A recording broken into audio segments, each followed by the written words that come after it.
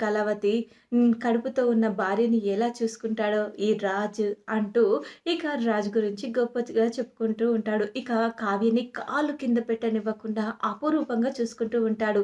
అన్ని ఫుడ్డు అన్నీ కూడా బెడ్ దగ్గరికే తీసుకొచ్చి తినిపిస్తూ ఉంటాడు. భార్య మీద అతి ప్రేమ చూపిస్తూ ఉంటాడు. ఇక ఆ తర్వాత కావ్య చిన్న పని చేసినా కూడా అస్సలు ఒప్పుకోడు.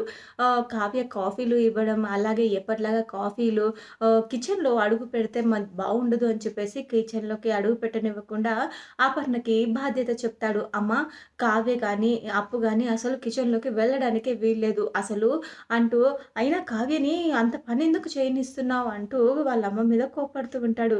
ఇది బావుందిరా! నేనెప్పుడో చెప్పాను దానికి కిచెన్‌లోకి రావద్దే అంటే కిచెన్‌లోకి వచ్చి ఊరికే పని చేస్తూ ఉంటుంది అంటూ అనగానే తను వస్తే మాత్రం మీరెలా రానిస్తారు? మీరసలు మీరు తనని కిచెన్‌లోకి రానివ్వకూడదు అంటూ ఇక జ్యూస్‌లు అవి అన్నీ తీసుకెళ్ళి కళావతికి తాగిస్తూ ఉంటాడు. ఇక మెట్లెక్కబోతూ ఉండగా, "కళావతి ఆగు" అని చెప్పేసి, "ఏమైందండి? ఎందుకలా అరిచారు?" అనగానే, "ఏంటి కడుపుతో ఉన్నవాళ్ళు ఇన్ని మెట్లెక్కుతారా అసలు?" అనగానే, "మీరు మరీనండి. నేనేమైనా నెలలు నిండిందాన్నా?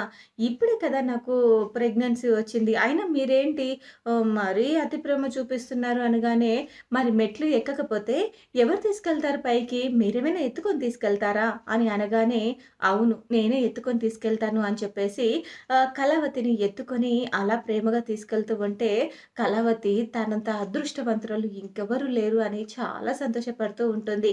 ఇక అపర్ణ ఇంకా ఆ ఇంద్రాని అందరూ కలిసి ఇంద్రాదేవి వాళ్ళందరూ చూసి చాలా మురిసిపోతూ ఉంటారు. కావ్య జీవితంలోకి మళ్ళీ మంచి రోజులు వచ్చాయి. మంచి వెలుగులు వచ్చాయి. వాళ్ళిద్దరికీ నా దిష్టే తగిలేలా ఉంది. ఎవ్వరి కళ్ళు వాళ్ళ మీద పడకూడదు. అపర్ణ ముందు వాళ్ళిద్దరికీ వెంటనే దిష్టి తీసేయి అని చెప్పేసి ఇంద్రాదేవి చెప్తుంది. ఇక చెప్పగానే దిష్టి తగులుతుందా దిష్టి? అసలు ఇది కడుపుతో ఉందని వాడు అంతలా ప్రేమ చూపిస్తున్నాడు. అసలు చూస్తాను అది బిడ్డను ఎలా కంటుందో. ఆ బిడ్డ భూమి మీద పడకుండా నేను చేస్తాను కదా! అంటూ రుద్రానైతే చాలా ప్లాన్‌లయితే వేస్తుంది. అయితే అలా గడుస్తున్న కొద్దీ సీమంతం చేయడానికి ఏర్పాట్లు చేస్తూ ఉంటారు. అమ్మ కడుపుతో ఉన్న వాళ్ళకి సీమంతం చేస్తారు కదా! అప్పుడు స్వప్నకు కూడా చేశారు కదా! అలాగే కావ్యకి కూడా సీమంతం చేద్దామమ్మా. ఈ సీమంతం గురించి అందరూ గొప్పగా చెప్పుకోవాలి. అసలు నా భార్యకి ఎవ్వరికీ చేయనంత గొప్పగా సీమంతం చేయాలి అనగానే, ఆహా! అవునా రాజ్? ఆహ్, నీ భార్య సీమంతం కోసం నువ్వే పెద్దగా చాలా ఎక్సైట్ అవుతున్నట్టున్నావు అనగానే, మరి పడరా అత్త? అసలు నా భార్య నాకు వారసుడిని ఇవ్వబోతుంది. వారసుడో, వారసురాలో ఎవరైతే మరి సంతోషపడకుండా ఎలా ఉంటారత్తా? అసలు నా భార్య నా ప్రేమకు ప్రతిరూపాన్ని తన కడుపులో మోస్తుంది. ఈ ఇంటికి వారసుడినో, వారసురాలినో ఇవ్వబోతుంది. అలాంటప్పుడు సంతోషపడకుండా ఎలా ఉంటారు? త్వరలోనే నా వారసుడో, వారసురాలో రాబోతున్నారు. ఇంకెంత సంతోషంగా ఉండాలి. ఈ ఇంట్లో అన్నీ మంచి రోజులే ఇక. అప్పు కూడా త్వరలో తల్లి కాబోతుంది. నా తమ్ముడు తండ్రి కాబోతున్నాడు. అలాగే నేను తండ్రిని కాబోతున్నాను. ఆల్రెడీ రాహుల్ అయితే తండ్రి అయిపోయాడు. ఇక రాహుల్ గురించి చెప్పాల్సిన అవసరం లేదు. ఇక ఈ ఇంట్లో పిల్లల సందడితో మొత్తం అల్లరల్లరిగా ఉంటుంది. ఇక నానమ్మలకు తల పట్టుకొని కూర్చోవాల్సిందే అంటూ రాజైతే చాలా సంతోషంగా ఉంటాడు. అయితే సీమంతం వేడుకలు ఘనంగా చేయాలని చెప్పేసి అన్ని ఏర్పాట్లు చేస్తూ ఉంటారు. అయితే యామిని రుద్రానికి కాల్ చేస్తుంది. ఏమైంది రుద్రాణి గారు? అసలు మీరు ఏం చేస్తున్నారు? ఆ ఇంట్లో సంతోషాలు వెల్లివిరుస్తుంటే ఇక్కడ నేను బాధగా, దుఃఖంతో ఏడుస్తూ చస్తున్నాను. అయినా నా బావ అక్కడికి వచ్చేసినందుకు నాకు చాలా బాధగా ఉంది. ఏదో ఒకటి చేస్తానని నన్ను ఆ రోజు అక్కడి నుంచి పంపించేశారు. కానీ ఇప్పుడు అనగానే, ఇప్పుడు గాని నువ్వు ఇక్కడికి వచ్చావంటే రాజే నిన్ను చంపేసేలా ఉన్నాడు. నీ మీద చాలా కోపంతో ఉన్నాడు. నీకు జరిగిందేంటో తెలీదు కదా! చెప్తాను విను అని చెప్పేసి అక్కడ హాస్పిటల్ నుండి వచ్చిన తర్వాత నీకు గతం మర్చిపోయాడని రాజ్‌కి అసలు గతం యాక్సిడెంట్ అవ్వకముందు జరిగిన ఇన్సిడెంట్స్ అన్నీ గుర్తున్నాయి. యాక్సిడెంట్ తర్వాత నీ దగ్గరికి వచ్చింది. నువ్వు తనని బావ బావ అంటూ తన ఇంట్లో పెట్టుకుంది. అదంతా కూడా తను మర్చిపోయాడు. అయితే కావ్యకు జరిగిన అవమానాలన్నీ కూడా తను మర్చిపోయాడు. కానీ ఇప్పుడు అవన్నీ కూడా ఆ ఇంట్లో వాళ్ళు, ఆ తల్లి అపర్ణాదేవి చెప్పేసింది. ఇప్పుడు గానీ నీ మీద చాలా కోపంతో ఉన్నాడు. నీ మీద కోపంతో ఏం చేస్తాడు అని చెప్పేసి రానివ్వకుండా మాట తీసుకుంది. కానీ ఇప్పుడు గానీ నువ్వు గానీ ఇక్కడికి వచ్చావనుకో నిన్ను చంపేసినా ఆశ్చర్యం లేదు. సో, నువ్వు సైలెంట్‌గా ఉండు. కానీ నేనొక్క విషయం చెప్తాను యామిని. ఆ కడుపులోని పెరుగుతున్న బిడ్డ ఈ భూమి మీదకి మాత్రం రాడు. ఆ బాధ్యత నాది. నేను చూసుకుంటాను కదా! వాళ్ళు సీమంతం జరుగుతుందని చాలా సంతోషపడుతున్నారు. ఆ సీమంతమే దానికి ఆఖరిది కావాలి. తన కడుపులో బిడ్డ పెరగకూడదు. అలాగే అది ఇప్పటికి ఇంకా తల్లి కాకుండా నేను చేస్తాను అంటూ ఇక దానికి ఎలా చుక్కలు చూపించాలో నాకు బాగా తెలుసు. నా ప్లానింగ్స్ నాకున్నాయి కదా! అయినా కడుపు తేవాలంటే కష్టం కానీ, కడుపు పోగొట్టడానికి చాలా మందులున్నాయి కదా! అంటూ అనగానే, అంటే ఏం చేయబోతున్నారు అనగానే, వెయిట్ అండ్ వాచ్ అంటూ ఇక రుద్రాణి అయితే యామినికి చెప్తుంది. నువ్వు గుడ్ న్యూస్ కోసం ఎదురు చూస్తూ ఉండు అని చెప్పేసి యామినికైతే చెప్తుంది రుద్రాణి. ఇక ఆ తర్వాత వాళ్ళిద్దరూ అంత సీరియస్‌గా పక్కకొచ్చి ఫోన్ మాట్లాడుతుంటే స్వప్నొచ్చి వింటుంది. ఏంటి మా అత్త ఫోన్ మాట్లాడుతుంది. అది కూడా ఇంత సీరియస్‌గా ఇంతసేపు ఎవరితో మాట్లాడుతుంది? మళ్ళీ ఎవరి కొంప ముంచడానికి ప్లాన్ చేస్తుంది అని చెప్పేసి అలా వింటూ ఉంటుంది. వెంటనే వెనక్కి తిరిగి చూసేసరికి స్వప్నను చూసి ఒక్కసారిగా షాక్ అయిపోతుంది. ఏంటిది కొంపదీసి వినిందా ఏంటి? అని అనుకోని షాక్‌లో ఉండిపోతుంది. ఏంటత్తా ఇంట్లో అందరూ సంతోషంగా ఉంటే నీ కళ్ళు మండుతాయి. నీ కడుపు కాలుతుందని నాకు తెలుసు. ఆ కడుపు కాలడానికి, ఆ కడుపు మంటకి ఏదైనా ప్లాన్ చేస్తున్నావా ఏంటి? సెపరేట్‌గా వచ్చి ఫోన్‌లో మాట్లాడుతున్నావు. మళ్ళీ ఏం ఘనకార్యం చేయబోతున్నావు అనగానే, ఏయ్! నీకెందుకే? అయినా నువ్వు నా గురించి మాట్లాడతావేంటి? అంటే ఇది వినలేదు కాబట్టి నేను సేఫ్ అనమాట అని అనుకుని, అయినా నాకు చాలా పర్సనల్ పనులుంటాయి. అవన్నీ నీకు చెప్పాల్సిన అవసరం లేదు అనుకుంటా అనగానే, నీకు పర్సనల్ పనంటూ ఏముంటుందత్తా? నాకంటే కనీసం పాపను చూసుకోవడం, పాపను ఎత్తుకోవడం, పాపను ఆడించడం, పాపను నిద్రపుచ్చడం ఇవన్నీ పనులున్నాయి. కానీ నీకేమున్నాయి? ఈ ఇంట్లో ఎవరు సంతోషంగా ఉంటే ఎవరి కాపురంలో చిచ్చు పెడదామా అనే తప్ప నీకు వేరే ఆలోచన కూడా ఉంటుందా అత్త? అంటూ ఇక స్వప్న రుద్రాణినైతే బాగా హ్మ్.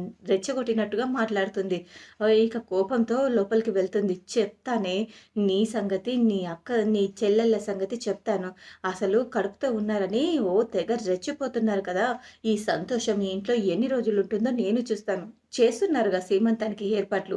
ఆ సీమంతంలో నేనేంటో చూపిస్తాను అని చెప్పేసి, ఇక సీమంతం వేడుకల్లో ఏదైనా చేయాలని చాలా గట్టిగానే అనుకుంటుంది. అయితే డాక్టర్‌ని కలిసి ప్రెగ్నెన్సీ పోవడానికి అలాగే ఇంకెప్పటికి ప్రెగ్నెన్సీ రాకుండా ఉండడానికి ఒక ఆహ్, మెడిసిన్ అయితే తీసుకొచ్చి, అలాగే సీమంతం వేడుకల్లో అపర్ణ చేత అలాగే తన భర్త చేత తినిపించే దాంట్లో ఆ చలివిడిలో కలిపేస్తుంది. ఆ చలివిడిలో కలిపిన తర్వాత అందరూ కలిసి తలా ఒక ముద్ద పెడుతూ ఉంటే, అది తిని చాలా కడుపు నొప్పితో గిలగిలలాడిపోయి వెంటనే అబార్షన్ అవుతుంది. ఆ తర్వాత ఇక నాకు ఎటువంటి డోకా ఉండదు అని అనుకోని ఇక చాలా సంతోషపడుతూ ఉంటుంది రుద్రాణి. ఇక వెంటనే డాక్టర్‌ని కలిసి ఆ టాబ్లెట్స్ అడగడానికి ఫోన్ చేస్తూ ఉంటుంది రుద్రాణి. ఫోన్‌లో మాట్లాడుతుండగా నేను చెప్పింది గుర్తుంది కదా! ఆ టాబ్లెట్స్ వెంటనే ఇవ్వాలి అని చెప్పేసి అనగానే ఒక్కసారిగా అదంతా విన్న అప్పు షాక్‌లో ఉండిపోతుంది.